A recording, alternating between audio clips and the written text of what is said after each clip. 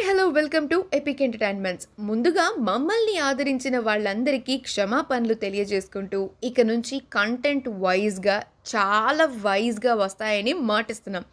ఇక ఇది అసలు రివ్యూ కానే కాదు, మీతో పంచుకోవాలి అనుకునే కొన్ని మాటలు. The most awaited mythological sci-fi fictional movie కల్కి 2898 ఏడి గత గురువారం అనగా 27th జూన్న రిలీజ్ అయ్యి బాక్స్ ఆఫీస్ దగ్గర అల్లకల్లోలం సృష్టిస్తోంది. ఇప్పటికే 500 కోట్లను కలెక్ట్ చేసి రికార్డ్స్ దిశగా దూసుకుపోతుంది మన ఇండియన్ మూవీ. గాయ్స్, ఈ పాటికే నాకు తెలిసి అందరూ ఈ మూవీని చూసేసి ఉంటారు. చూడని వాళ్ళైతే దయచేసి ఈ వీడియో మాత్రం చూడకండి, ఎందుకంటే హైలీ స్పాయిలర్స్ ఉంటాయి. థియేటర్లో మీరు ఆ థ్రిల్ని మిస్ అవ్వకూడదు అనేది నా ఫీలింగ్. ఇక అసలు విషయానికి వెళ్తే కల్కి 2898 ఏడి మూవీ అనేది మహాభారత కురుక్షేత్రం దగ్గర నుంచి మొదలవుతుంది.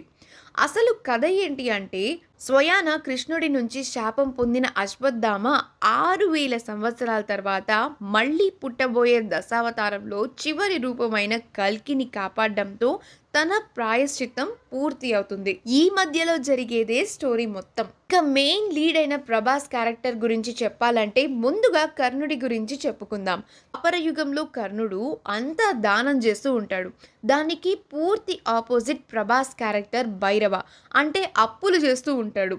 అందరినీ చుట్టూ తిప్పించుకుంటూ ఉంటాడు. ఇక ఈ మూవీలో కమల్ హాసన్ సుప్రీం యాస్కిన్ క్యారెక్టర్ ఎక్కువగా చూపించలేదు, కానీ సెకండ్ పార్ట్లో మాత్రం తన అల్టిమేట్ విశ్వరూపం ఉంటుందని క్లైమాక్స్లో ఈజీగా అర్థమైపోతుంది. ఇక క్యామియోస్ చేసిన దుల్కర్, విజయ్ దేవరకొండ, మృణాల్ ఠాకూర్, ఎస్ఎస్ రాజమౌళి, ఆర్జీవి, వీళ్ళ వల్ల మూవీకి బెనిఫిట్స్ ఉన్నాయో లేదో తెలియదు, కానీ వీళ్ళ క్యామియోస్ వచ్చినప్పుడు మాత్రం జనాలు చాలా ఎగ్జైట్మెంట్ని ఫీల్ అయ్యారు. ఎంటైర్ స్టోరీ నేను చెప్పలేదు, జస్ట్ అలా పైన చెప్పుకుంటూ వెళ్తున్నాను. అండ్ ఇక నటన ప్రకారంగా వస్తే ఎవరి గురించి చెప్పాలో అసలు అర్థం కావట్లేదబ్బా. ఒక్కొక్కరు ఒకరిని మించి ఒకరు చేసినట్టుగా చేశారు. ప్రభాస్ కి ఇచ్చిన క్యారెక్టర్ తనకి ఆల్రెడీ ఎక్స్పీరియన్స్డ్ అయిన క్యారెక్టరే. కామెడీ చేస్తూ సీరియస్గా ఉండే క్యారెక్టర్ ప్రభాస్కి కొట్టిన పిండి. భైరవ అయినా కర్ణుడు అయినా దింపేశాడు అనడంలో అతిశయోక్తి అస్సలు లేదండి. అండ్ కమల్ హాసన్, నాకు తెలిసినంత వరకు ఆ క్యారెక్టర్లో ఇంకెవరిని ఊహించుకోలేమండి. లాస్ట్లో చెప్పే డైలాగ్ అయితే ఆసమ్. అది ఆల్రెడీ అతని పాత సినిమాల నుంచి తీసుకున్నా కూడా ఆ సీన్కి పార్ట్ 2కి ఇంట్రెస్టింగ్ ఎలిమెంట్గా కనెక్ట్ చేసే విధానం కానివ్వండి సూపర్గా యాప్ట్ అయింది. ఇక దీపికా పదుకునే అయితే ఏం చెప్తాం, ఆమె అదృష్టం అని చెప్పుకోవాలి. అండ్ అలాగే శోభన గారు, రాజేంద్ర ప్రసాద్ గారు, ఇంకా చాలా మందే ఉన్నారు. అందరూ చాలా అంటే చాలా బాగా చేశారు. అండ్ వాళ్ళకి ఇచ్చిన రోల్స్కి అయితే న్యాయం చేశారు. ఏంటి అందరి గురించి చెప్పాను, అమితాబ్ బచ్చన్ గారి గురించి చెప్పలేదనే కదా. ఆయన గురించి చెప్పాలంటే చెప్పుకుంటూ పోవాలనిపిస్తుందబ్బా. వాట్ అ మ్యాన్ అసలు. 81 ఇయర్స్ అంటే ఎవ్వరూ నమ్మరు అన్నట్టుగా చేశారు. మీరు ఏమన్నా అనుకోండి, ఒకటి మాత్రం నిజం, అమితాబ్ గారి లైఫ్లోనే నెవర్ ఎవర్ బిఫోర్ క్యారెక్టర్ చేశారు ఇందులో. దానికి ప్రాణం పోసారబ్బా.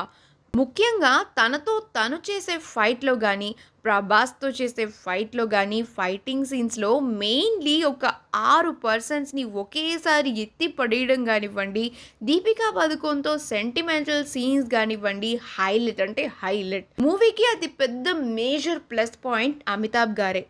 ఏం చెప్పగలం ఆయన గురించి? అవుట్ స్టాండింగ్, అమేజింగ్, ఈ వర్డ్స్ కూడా సరిపోవండి. ఆయన లేకపోతే మూవీ లేనే లేదు. నన్ను పిచ్చిదాన్ని అనుకుంటే అనుకోండి, కానీ సినిమాటిక్ యూనివర్సే లేదు అంటాను. విజువల్స్ అయితే మెంటల్ ఎక్కిపోద్ది. అండ్ మ్యూజిక్ ఇచ్చిన సంతోష్ నారాయణ్ గారు ఆల్రెడీ కొన్ని సీన్స్కి మామూలు ఎలివేషన్స్ ఇవ్వలేదండి. థియేటర్లో experience is main important guys. మెయిన్గా 3D.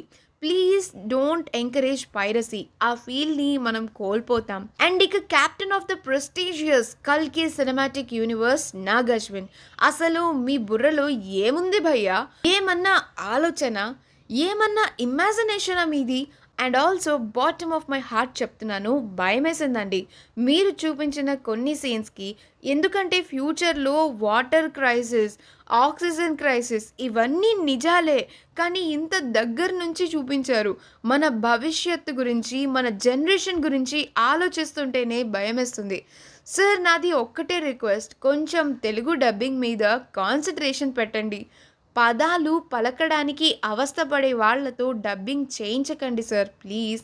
తెలుగు ఖ్యాతిని పెంచబోతున్న మీరు ఈ ఒక్క విషయంలో పొరపాటు చేయకండి దయచేసి.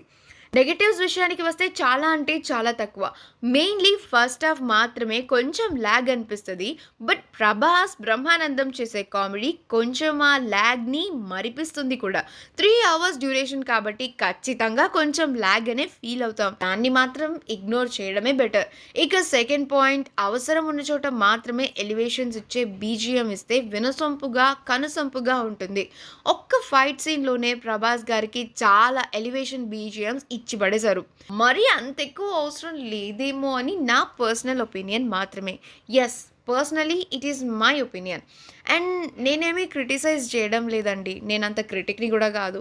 అలాగే ఇంకొక పర్సనల్ అడ్వైస్ ఏంటంటే, ఎస్ఎస్ రాజమౌళి ఈ 'కల్కి' సినిమాటిక్ యూనివర్స్‌లో ఒక మూవీ చేస్తే బావుంటుంది అని. ఫైనల్లీ తన అభిరుచిని ఎంత ఖరీదైనా కానీ థియేటర్‌లో ప్రేక్షకులకు చూపించాలి అని ఎక్కడా రాజీ పడకుండా అద్భుతమైన చరిత్రలో నిలిచిపోయే మూవీని మనకు అందించిన అశ్విని దత్ గారికి, స్వప్న దత్ గారికి అండ్ ప్రియాంక దత్ గారికి శతకోటి నమస్తమాంజలి.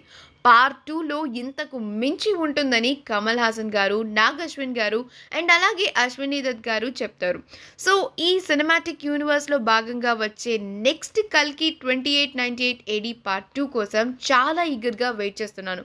ఆల్మోస్ట్ 60% షూట్ కూడా పూర్తయిపోయిందట. అండ్ ఇంకొక మెయిన్ పాయింట్ అంటే main point, Arjuna fans versus Karna fans social మీడియాలో పోట్లాడేసుకుంటున్నారు.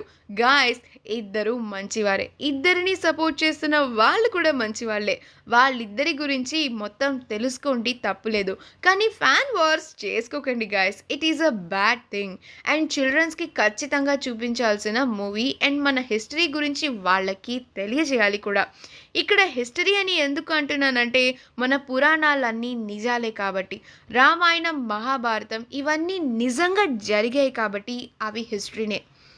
అంతే గాయ్స్, నెక్స్ట్ ఇంకొక మంచి ఇంట్రెస్టింగ్ కంటెంట్‌తో మీ ముందుకు వస్తుంది మీ ఎపిక్ ఎంటర్‌టైన్‌మెంట్స్.